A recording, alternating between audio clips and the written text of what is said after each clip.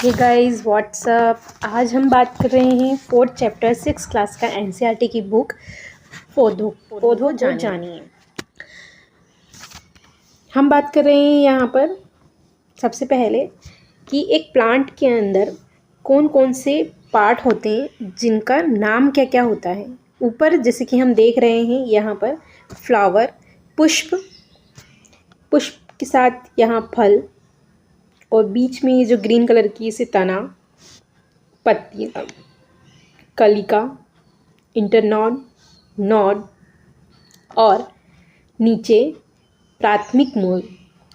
अब जो जड़ के नीचे वाला मतलब मिट्टी के अंदर जो होता है भाग, जड़ जिसे हम कहते हैं, उसे हम एक और नाम से जानते हैं जिसे हम मूल तंत्र कहते हैं। और ऊपर वायवीय भाग जो होता है उसे हम प्ररोह तंत्र कहते हैं। यहाँ हम बात करने वाले हैं शाख, झाड़ी एवं वृक्ष के बारे में।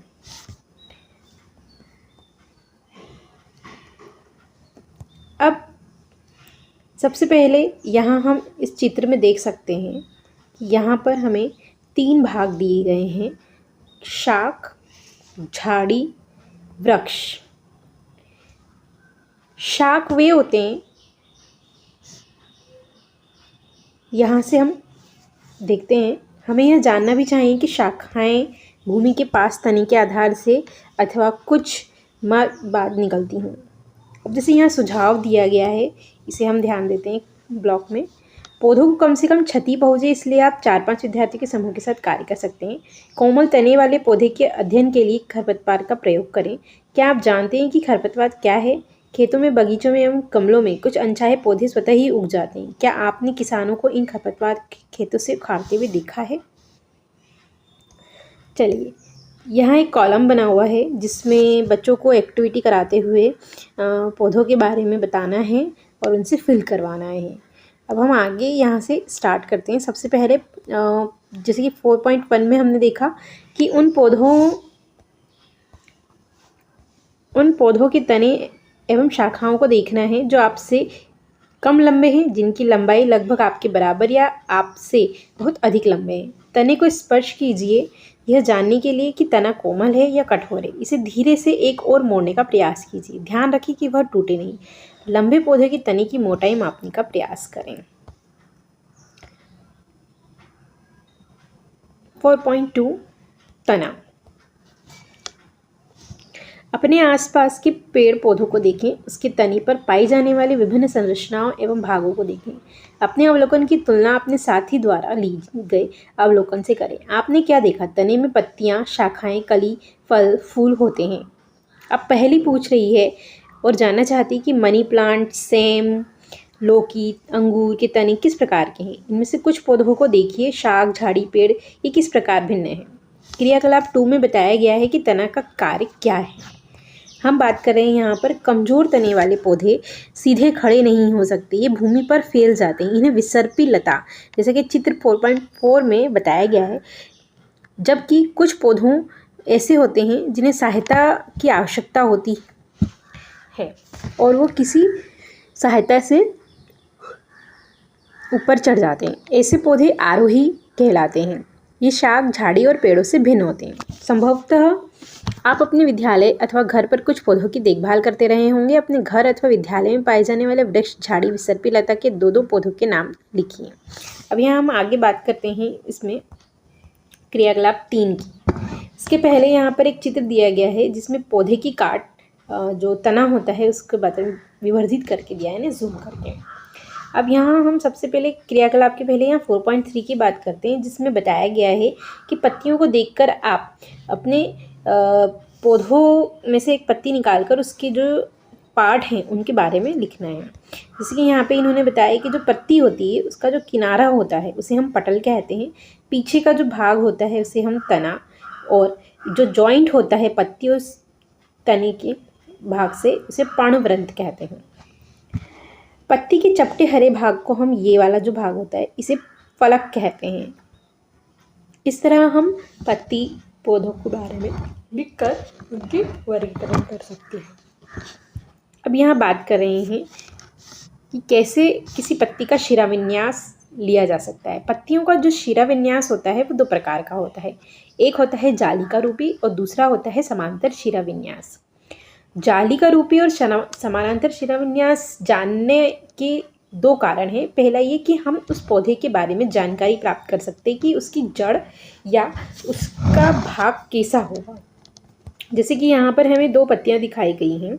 एक पत्ती जिसका विन्यास अलग है और दूसरी पत्ती जिसका विन्यास यानी शेप अलग है। अब यहाँ पर रहे हैं, यहाँ पर दो शिरा विन्यास दी हुई हैं, एक जालिका और एक समानांतर। अब हम इस क्रियाकलाप को दिन के समय करना चाहिए जब धूप खिली हो। इस क्रियाकलाप के लिए आपको स्वस्थ भली भांति सिंचित और धूप में रखे हुए पौधे को लेना चाहिए। किसी भी पौधे की पत्ती वाली शाखा को चित्र के अनुसार एक पॉलीथीन की थैली से ढक देना चाहिए और बांध देना चाहिए।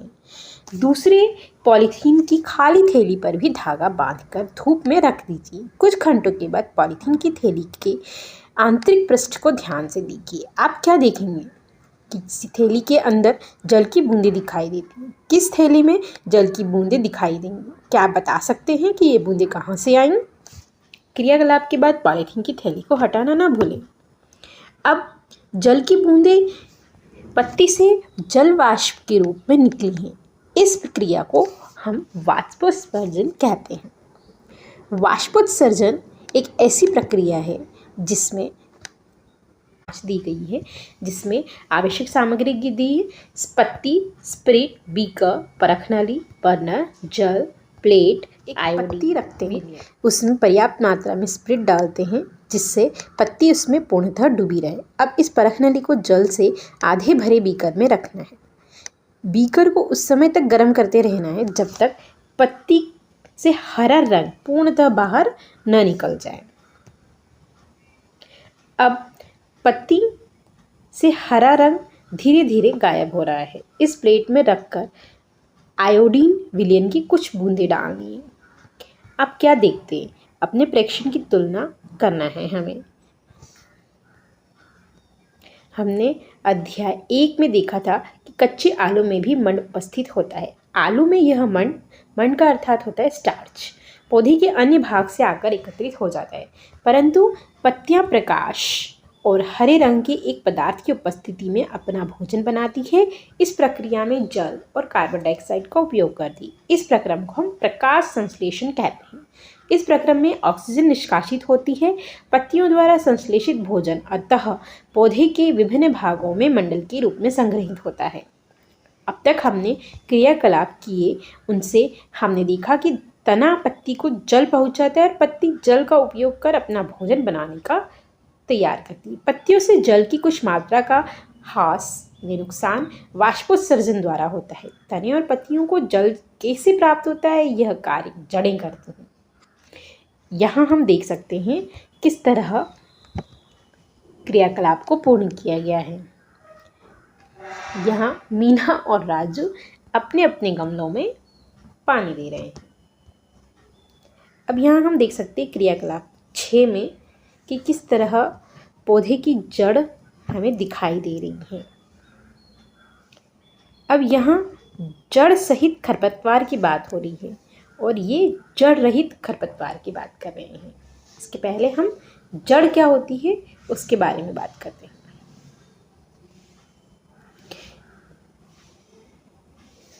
जड़ क्रियाकलाप हमने पहले पढ़ी थी, जिसमें यहाँ हम दो पौधे देख रहे हैं, ए और बी। ए की जड़ें मूसला जड़ें कहलाती है, जबकि बी की जड़ें रेशेदार जड़ें कहलाती हैं। ध्यान से हम इनकी पत्तियों का भी एनालिसिस करें तो हम देख पा रहे हैं कि मूसला जड़ों की पत्तियां जालिका रूपी हैं, जबकि रेशेदार जड़ों की पत्तियां समांतर रूपी हैं। ये प्रश्न बहुत बार पूछे जाते हैं कि मूसला जड़ें और रेशेदार जड़ें क्या होती हैं। अब हम आगे बढ़ते हैं। पुष्प, यहाँ 4.5 पुष्प। गुलाब के पौधे के 3 अलग अलग किसी पौधे के 2 पुष्प, धतूरा, गुड़हल, गुलाब, सरसों, बैंगन, भिंडी, गुलमोहर, कोई भी लेकर एक ब्लेड, एक स्लाइड, कागज और एक लेंस लेना है। अब यहाँ पर 4.2 में हमें दिखाया गया है कि पंखुड़ी और बाह्यदल यानी कि किस तरह हम पहचान कर सकते हैं। तो जो पौधे में पुष्प जब बनता है तो उस समय जो कलिकाएं निकलती हैं, तो जो उसको सपोर्ट देती हैं उन पुष्प की पत्तियों को, उसे हम बाह्यदल कहते हैं। जब ये खिलती हैं धीरे धीरे ये खिर जाती हैं और पत्तियाँ हटकर पुष्प की पत्तियों का रूप ले लेती हैं, जिन्हें हम पंखुड़ियाँ कहते हैं।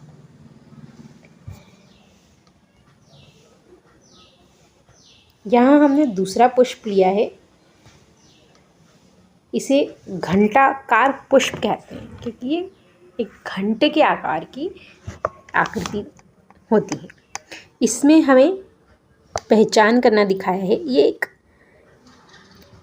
एक उभयलिंगी पुष्प है जिसमें हमें पुंकेसर, स्त्री केसर दोनों दिखाए गए हैं। जो स्त्री केसर होता है वो पुंकेसर की जो नलियां होती हैं उसके लास्ट में बना होता है।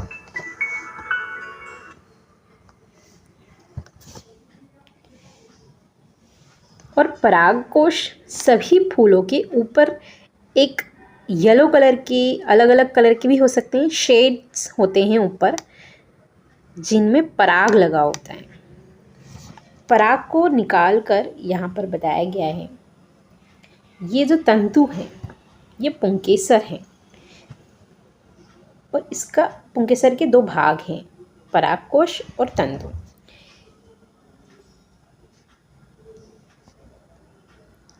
यहाँ स्त्री केसर जो कि हमने यहाँ देखा था, इस वाले भाग में इसका एक रूप हमें यहाँ दिखाई दिया। ये 2 तरीके से इसको काटा गया, एक लंबाई में और एक अनुप्रस्थ में। और यहाँ हमें बीजांड दिखाई दे रहे हैं।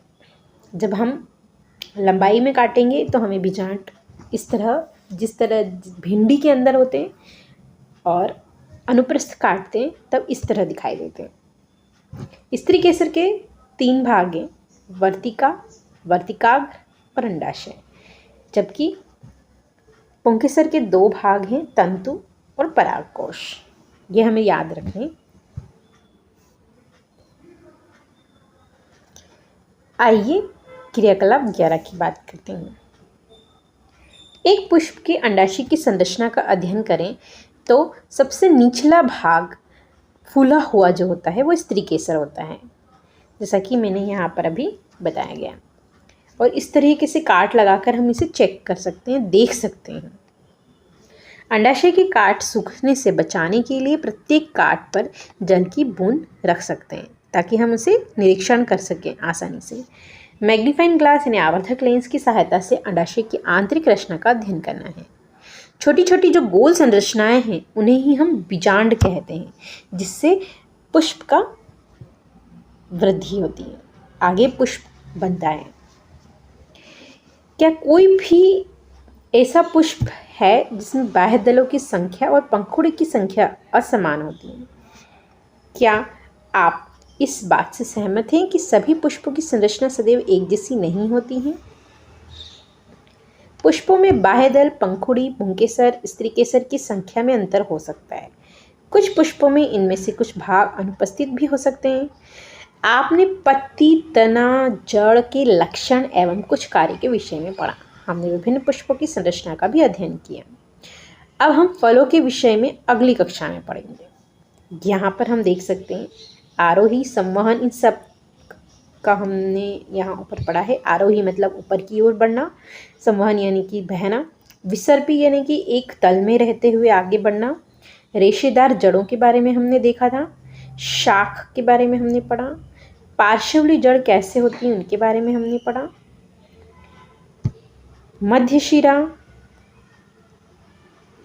शिराविन्यास, बीजांड, समांतर शिराविन्यास, पंखुड़ियाँ, प्रकाश संश्लेषण, पर्णव्रत, स्त्री केसर, जालिका रूपी शिराविन्यास, बाह्यदल, झाड़ी, पुंकेसर, मूसलाजड़, वाष्पोत्सर्जन, वृक्ष और शिरा। इस तरह हमने सभी पाठ को पूरा करा। यहाँ सारांश दिया हुआ है कि सामान्यतः पौधों का वर्गीकरण उनकी ऊंचाई, तने एवं शाखाओं के आधार पर शाख, झाड़ी एवं वृक्ष में किया जाता है। तने पर पत्तियां, पुष्प तथा फल होते हैं। सामान्यतः पत्ती में पर्णवृंत और फलक होते हैं। पत्ती में शिराविन्यास का शिराओं का प्रतिरूप कहलाता है। यह जालिका रूपी एवं समानांतर भी हो सकता है। पत्तियां वाष्पोत्सर्जन क्रिया द्वारा जल को वायु में निष्कासित करती हैं। हरी पत्तियां सूर्य के प्रकाश की उपस्थिति में वायु एवं जल से प्रकाश संश्लेषण द्वारा क्रिया द्वारा भोजन बनाती हैं। जड़ें मिट्टी से जल एवं खनिज पदार्थों का अवशोषण करती हैं तथा पौधों को मिट्टी में दृढ़ता से जमाए रखती हैं। जड़ें दो प्रकार की होती हैं, मूसला एवं रेशेदार। जालिका रूपी शिराविन्यास युक्त पत्तियां वाले पौधों की मूसला जड़ें होती हैं, जबकि समांतर शिराविन्यास युक्त पत्तियों वाले पौधों की जड़ें रेशेदार होती हैं।